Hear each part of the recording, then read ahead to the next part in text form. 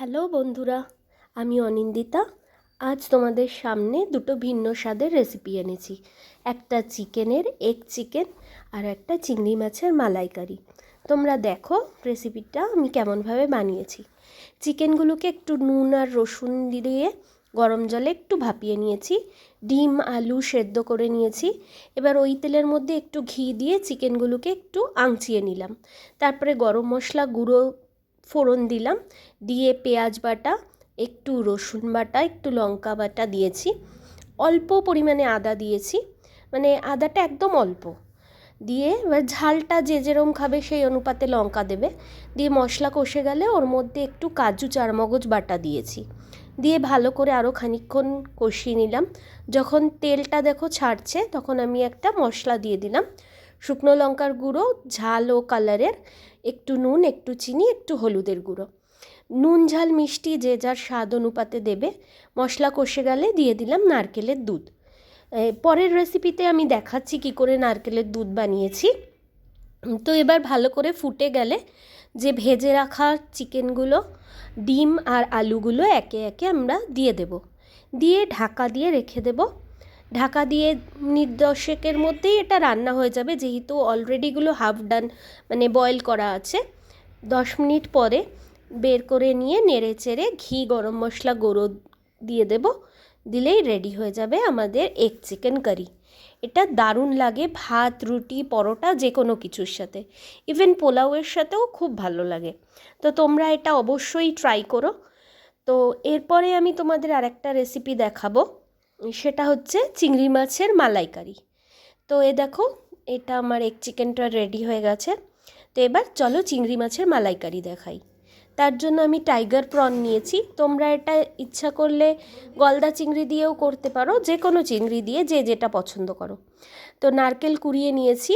ঈষদুষ্ণ গরম জলের মধ্যে নারকেল কোড়াটাকে দিয়ে ভিজিয়ে রেখে দেবো।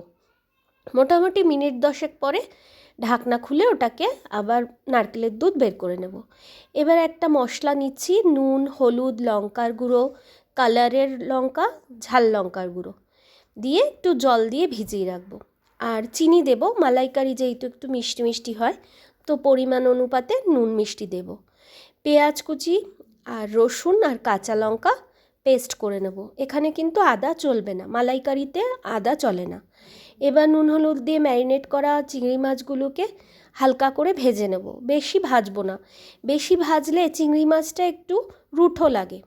আর যে নারকেলের দুধটা রেডি করছিলাম সেটা ভিজিয়ে নিয়ে ভালো করে চটকে আমরা একটা স্টেনারের মাধ্যমে ছেঁকে নিলাম, তাহলেই রেডি হয়ে যাবে নারকেলের দুধটা।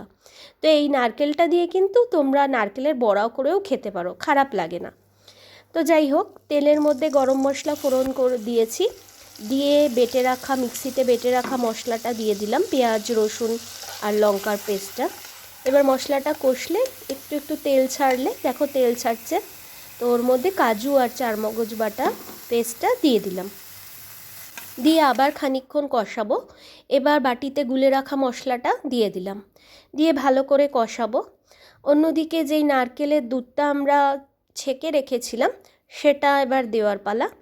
তো মশলাটা কষে যাওয়ার পরে ভালো করে দেখবে এখনই খুব সুন্দর গন্ধ বেরোয়।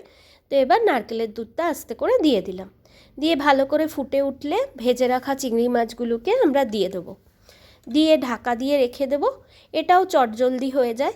এবার গ্রেভিটা যে যেরকম রাখতে চাও সেই অনুপাতে রাখবে। রুটির সাথে খেলে একটু অল্প গ্রেভি রাখলেও চলে, আর ভাতের সাথে খেলে একটু গ্রেভি রাখতে হয়। তো এবার গ্রেভিটা তোমরা তোমাদের পছন্দ অনুপাতে দেবে, দিয়ে গরম মশলার গুঁড়ো আর ঘি দিয়ে নামিয়ে নেব আমাদের চিংড়ি মাছের মালাইকারি।